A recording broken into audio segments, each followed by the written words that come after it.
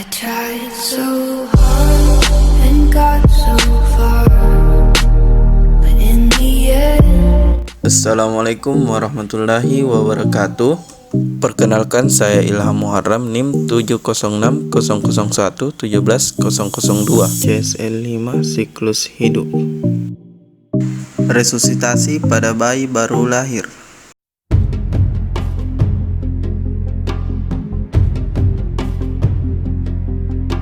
Setelah melahirkan bayi, hal yang harus kita perhatikan terlebih dahulu adalah kita perhatikan tonus otot dari si bayi dan kita perhatikan usaha nafasnya. Jika tonus otot dan usaha nafasnya buruk, maka kita harus melakukan tindakan resusitasi. Akan tetapi sebelum itu kita harus melakukan penanganan awal berupa yang pertama, kita letakkan bayi di bawah cahaya yang telah menyala sebelumnya dengan tujuan untuk menghangatkan tubuh bayi. Kemudian kita ekstensikan sedikit kepalanya. Setelah itu kita isap lendir yang ada di mulut, yang ada di hidung kiri dan kanan. Setelah itu kita keringkan tubuh bayi.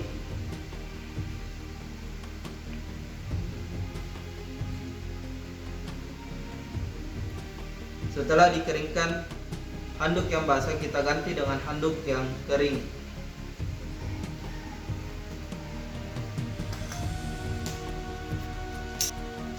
Setelah handuk basah diganti dengan handuk kering, kita letakkan kembali bayi.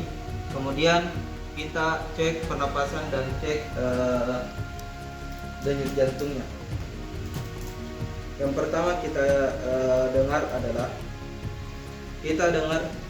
suara pernapasannya di paru.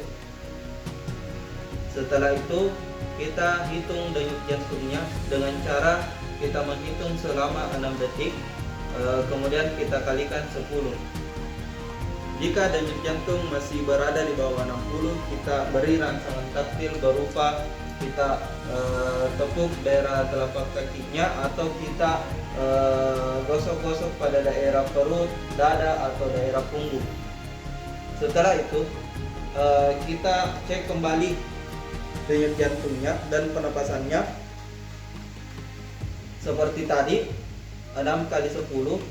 Kemudian kita lihat juga pernapasannya apakah masih sulit bernapas. Jika masih, maka hal yang harus kita lakukan adalah kita melakukan pemberian ventilasi tekanan positif. Akan tetapi sebelum itu kita harus membersihkan jalan nafas. Yang pertama kita harus mengekstensikan kepala si bayi. Kemudian kita bersihkan jika masih ada lendir, atau kita dapat menggunakan jeli atau menggunakan mesin suction.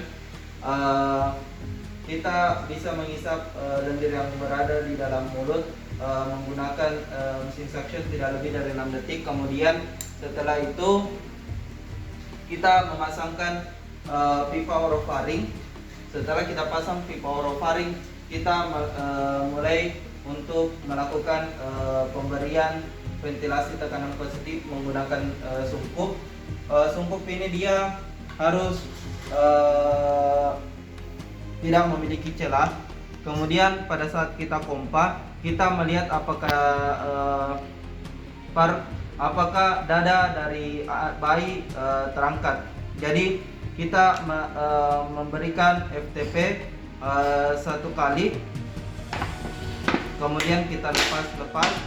Setelah itu kita kembali lagi pernapasan dan denyut jantungnya.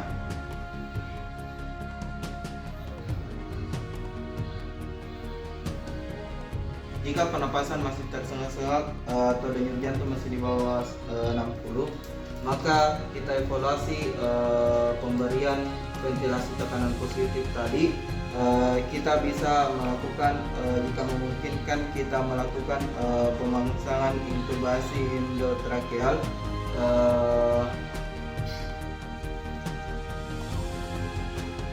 Untuk pemasangannya dapat dilakukan seperti ini.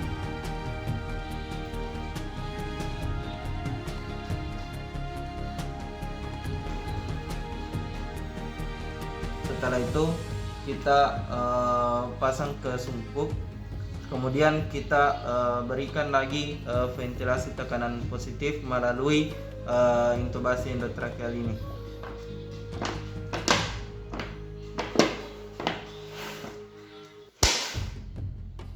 Setelah melakukan pemberian ventilasi tekanan positif, setiap kali kita telah melakukan hal tersebut, kita harus evaluasi denyut jantung dan pernapasan dari anak.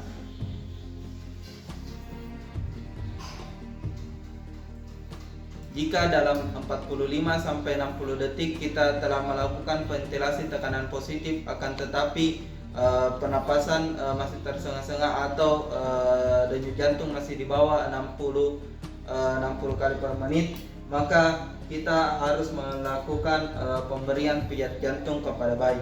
Untuk melakukan pijat jantung, yang pertama yang harus kita lakukan, harus ada 2 orang untuk melakukan hal tersebut. 1 orang untuk memberikan ventilasi tekanan positif, 1 orang untuk melakukan pijat jantung. Akan tetapi saat ini saya cuma sendiri, jadi anggap 1 orangnya telah sedang melakukan pemberian ventilasi tekanan positif dan saya melakukan pijat jantung. Dalam pemberian pijat jantung, kompresi yang harus kita berikan adalah 3 kali kompresi dan 1 kali ventilasi. Jadi kita melakukannya selama 1 menit dengan banyak 90 kompresi dengan 30 ventilasi. Jadi cara kompresi jantung itu kita menggunakan 2 jempol, kemudian jari lain mengelilingi dada.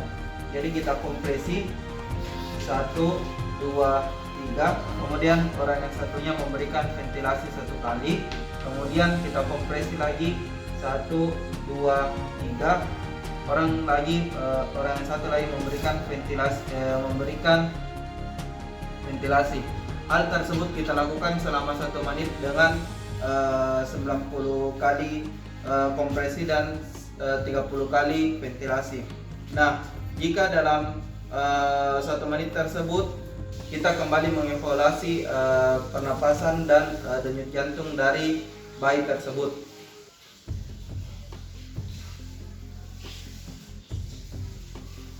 Jika denyut jantung sudah berada di atas 100, maka kompresi kita hentikan dan ventilasi juga kita hentikan.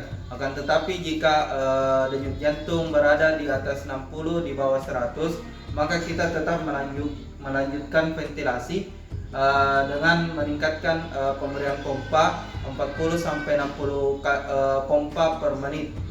Kemudian jika denyut jantung masih berada di bawah 60, maka kita harus melakukan pemberian epinefrin dengan jalur bisa melalui intravena.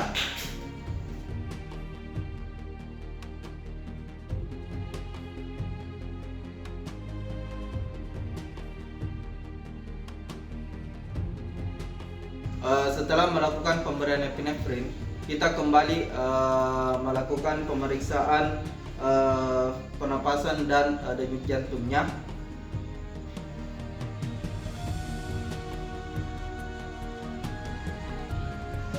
Jika denyut jantung sudah berada di atas 100, maka ventilasi dihentikan. Akan tetapi jika denyut jantung masih di bawah 60, maka dianjurkan untuk pemasangan kateter umbilikas. Terima kasih. Mungkin itu dari saya. Assalamualaikum warahmatullahi wabarakatuh. I tried so hard and got so far.